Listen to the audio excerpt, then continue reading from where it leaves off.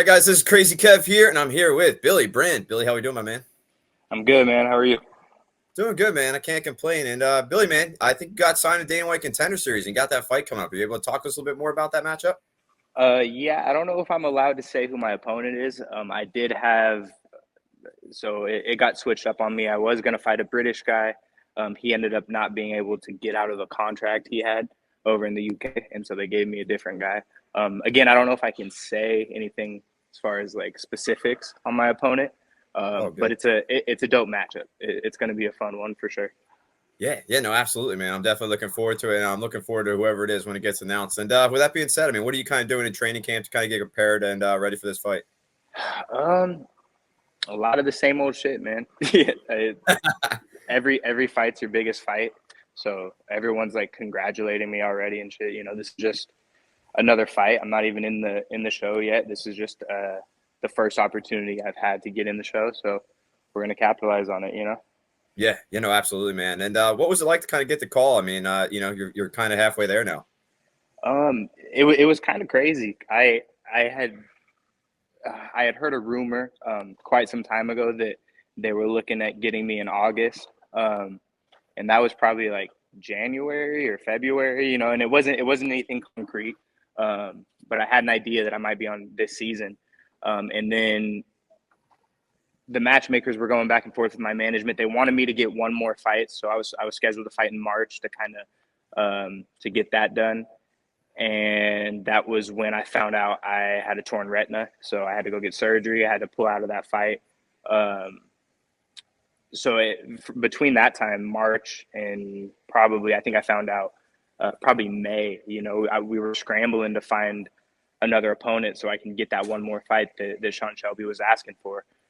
And so we're getting closer and closer to June, and I'm like, damn, I don't want to fight July and then have to fight right back in August. And then luckily, my management texted me, said, hey, we're good on the one more fight. You're good to go.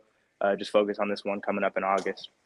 Yeah, no, that's definitely awesome. I'm glad you were able to get that call. And you said you just got surgery on your torn retina. I mean, what was that kind of like? And how was recovery and everything for everything like that?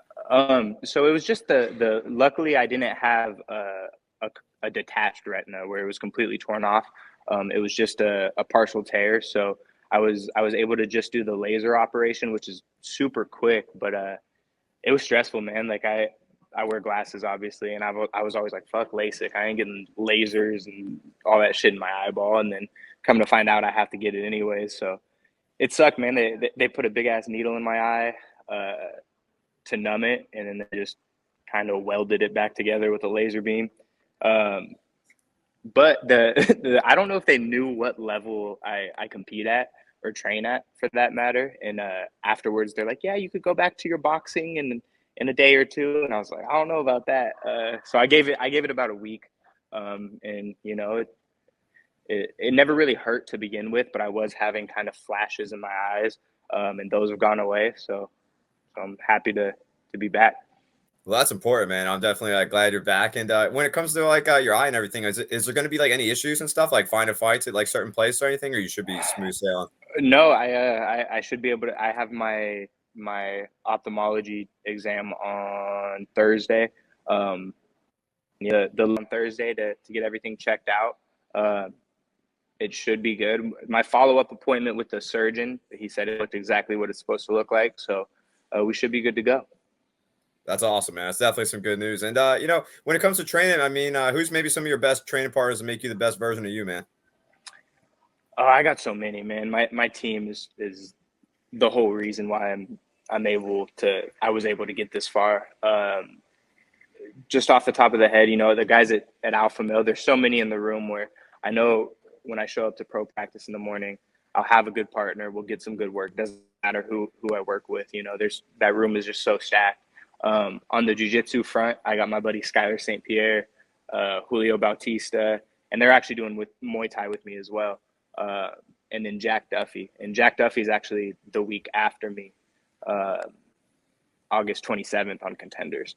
And then I got a whole team at Main Event Muay Thai that, any round I get there is a blessing for sure. I Yeah. have too many, man. I don't know how to. No, I hear you, man. I definitely hear you. And man, I've heard in the past you mentioned like Uriah Faber and stuff. Do you happen to have any cool memories with him as well too? Man, I came to TAM after I'm a transplant.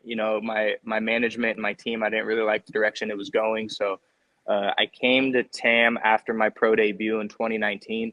Then obviously COVID and everything. But yeah, Faber's been super important, and he's always, he's a guy that no matter what, at the end of the day, he's done it. He's done what I'm aspiring to do. So any advice he gives me is always super, super helpful. Actually, one thing that sticks out is after the Payton fight. I came into TAM cocky, arrogant. The same way I fight today. And then after the Payton fight, I kind of went into a little slump. I struck that one fucked me up. But I remember Faber kind of pulling me aside. He could tell something was wrong, and he said, "Hey man, like don't dim that self-belief." He's like, that'll get you so far, that alone, let alone your skills and your talent and your technique. The self-belief will do a lot of the legwork for you. And so I remember he told me that, and I kind of sat with it for a while and figured he was right. I had one bad showing, and the rest of my career, I was always exciting. Even that fight was exciting. So I just kind of got back my mojo a little bit. You know what I mean? Yeah, no, 100%, man. And speaking a little bit more on that Payton Talbot fight, I mean, would you maybe think that Payton Talbot would kind of be where he's at right now in the UFC after fighting him? Look, man, if you're gonna beat me, you got to be pretty goddamn good. And that was a That's that right. was a fight that I was winning. I won probably 8.5, 9 minutes of that fight, and then he caught me with a liver hook and was able to to steal it from there. Fair and square. It wasn't luck. It wasn't a fluke. It wasn't anything. He caught me, and that's the way the fight game works sometimes. So it's cool to see him. I had one loss before that on my amateur record. And that guy, great dude, but he didn't end up having a great professional career. And that always kind of stung me. I was like, fuck, man, the only guy that beat me had a shitty pro career. So with Payton, at least it's kind of, and I think to this day, you go back and watch that fight, it's on his YouTube. I'm the toughest opponent he's ever had. I took him deeper than anybody ever has. And I think he'd tell you the same thing. Yeah, no, 100%, man. And obviously with you being on the Contender Series, I mean, is that obviously maybe a fight in the future you're maybe looking to kind of run back with him too? Oh, for sure. After the fight, immediately, like in the cage, I told him, I was like, yo, let's run it back. The look, and then my coaches were like, let's wait. And Payton said the same thing. He said, let's wait until there's some money on the line, because I think after that fight, I took more damage than I've ever taken in my life. And I made, after deductions and everything, I think I made $380. Broke both my hands, so definitely, definitely wasn't worth it by any stretch of the imagination. But You mentioned that like breaking your hands and stuff like that. I mean, how long does it kind of take you to recover after a fight? I mean, what's that process kind of like, man? the Payton fight was different. The Payton fight, like I said, I took so much damage, so that one took me uh, months to kind of fully get back. Um, and then I don't remember if that was the same year that I got pneumonia. I've had a bunch of fucking hiccups. Um, but yeah, man, the Payton fight, I want to say probably 3 months before I felt 100%. But during the fight, I don't even like to say that I broke both my hands, because during the fight, I didn't feel it. You know what I mean? It's not an excuse. It wasn't like I stopped throwing my punches because my hands were hurt. I was throwing them just as much as I was at the beginning of the fight. So, like I said, man, he won fair and square. It is what it is. And yeah, back to that rematch. We both talked about it. He's tagged Sean Shelby and Dana and said the same thing on Instagram.